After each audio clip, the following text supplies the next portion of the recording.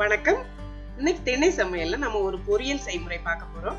பொதுவா பொரியல்ல கத்திரிக்காய் பொரியல் ரொம்ப டேஸ்டா இருக்கும், முருங்கைக்காய் பொரியல் பண்ணா அது தனி டேஸ்டா இருக்கும். இன்னைக்கு அந்த ரெண்டையும் சேர்த்து ஒரு பொரியல் பண்ண போறோம். அதாவது கத்திரிக்காய் முருங்கைக்காய் சேர்த்து ஒரு பொரியல். இது ரொம்பவே டேஸ்டா இருக்கும். இந்த பொரியலுக்கு நான் 2 முருங்கைக்காய், ஒரு 5-6 பிஞ்சு கத்திரிக்காய் நீளவாக்கில் நறுக்கி எடுத்திருக்கேன். ஒரு பாதி வெங்காயம், இவ்வளவுதான் எடுத்து தேவை. இப்போ சேனலுக்கு புதுசா வந்திருந்தீங்கன்னா மறக்காம சேனலை சப்ஸ்கிரைப் பண்ணிக்கோங்க. இப்போ இந்த பொரியலுக்கு நம்ம அரைச்சுக்கிறதுக்காக நான் ஒரு 2 துண்டு அளவுக்கு தேங்காய் எடுத்திருக்கேன். தேங்காயோட காஞ்ச மிளகா, ஜீரகம், பாதி வெங்காயம் இதெல்லாம் சேர்த்து கொஞ்சம் கூட தண்ணி சேர்க்காம கொரகொரப்பா நாம அரைச்சு இந்த பதத்துல எடுத்து வச்சுக்கோம்.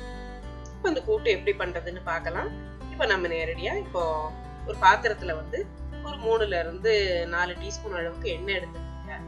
எண்ணெய் கொஞ்சம் சூடான உடனே அதுல கடுகு, உளுத்தம்பருப்பு, கருவேப்பிலை, பெருங்காயம் இதெல்லாம் போட்டு நாம இப்ப தாளிச்சுக்கணும். இப்ப நான் எண்ணெய் சேர்த்திருக்கேன். இந்த எண்ணெய் சூடானது இப்ப கடுகு சேர்த்துட்டேன். கடுகு உளுத்தம்பருப்பு சேர்த்தாச்சு. இப்போ இந்த கடுகு உளுத்தம்பருப்பு கொஞ்சம் செவந்த உடனே, அதாவது கடுகு வெடிக்க ஆரம்பிச்ச உடனே நாம இது கூட கொஞ்சமா பெருங்காயம் போட்டுக்கலாம். பெருங்காயம் ஒரு 1/4 டீஸ்பூன் அளவுக்கு போட்டுக்கோங்க, இல்ல ஒரு 2 பிஞ்சு போட்டுக்கோங்க. போட்டுட்டு அந்த பெருங்காயம் கொஞ்சம் வறுபட்ட உடனே நாம அதுல வெங்காயம் நம்ம பாதி அரைச்சிருக்கோம், பாதியை நீளமா நறுக்கி வச்சிருக்கோம். அந்த நீளமா நறுக்கின வெங்காயத்தை இதுல போட்டுக்கணும். பாதி வெங்காயம் போதும், இது நிறைய போட வேண்டியதில்லை. இந்த வெங்காயம் லேசா வதக்கும் போது அது கூடவே நாம கருவேப்பிலை சேர்த்துக்கணும். கருவேப்பிலையை சேர்த்து வதக்கிக்கோங்க. வதக்கிட்டு இந்த வெங்காயம் கொஞ்சம் நிறம் மாறி நமக்கு கொஞ்சம் பொன்னிறமாகிற ஸ்டேஜ்ல இது கூட நாம வெட்டி வச்சிருக்கிற முருங்கைக்காய் துண்டுகளை இது கூட சேர்த்துக்கணும்.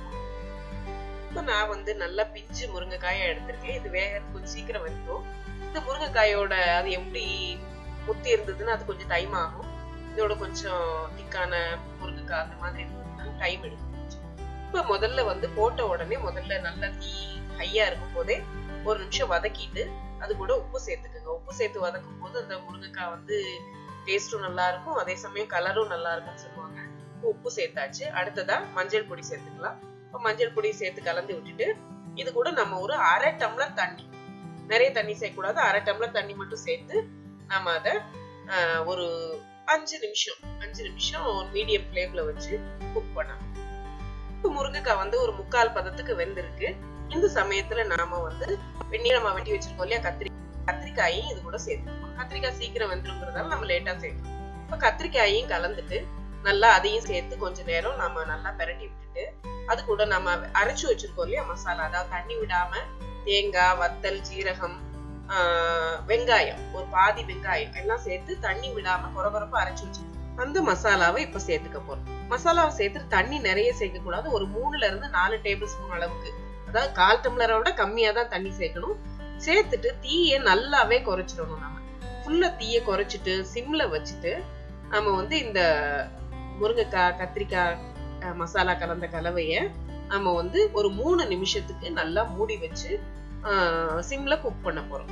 அந்த மசாலா நல்லா கோட் ஆகணும், அதே சமயம் மசாலாவோட பச்சை வாசனை போகணும்.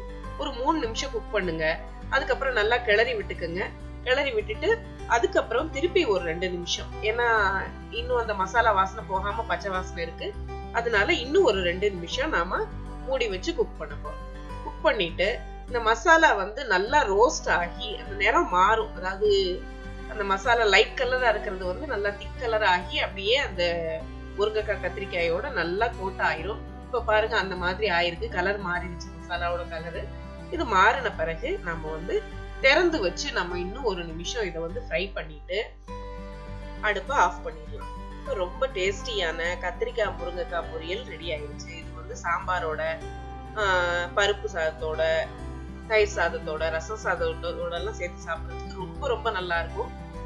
இந்த பொரியலை நீங்களும் செஞ்சு பாருங்க. இந்த செய்முறை உங்களுக்கு பிடிச்சிருந்ததுன்னா இதை லைக் பண்ணுங்க, ஃப்ரெண்ட்ஸோட ஷேர் பண்ணிக்கோங்க. இன்னொரு நல்ல ரெசிபியோட நாம அடுத்து சந்திக்கலாம். நன்றி.